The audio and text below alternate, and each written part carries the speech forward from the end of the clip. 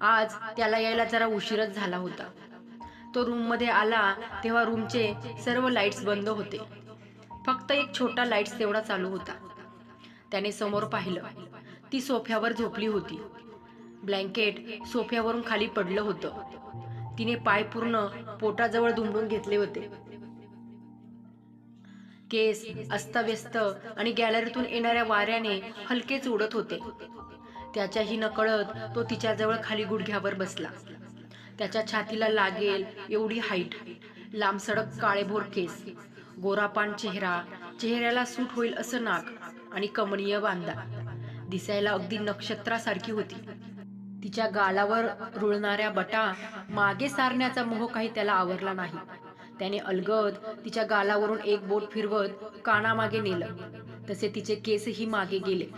त्याच्या बोटाचा थोडासा स्पर्श झाला तशी तिची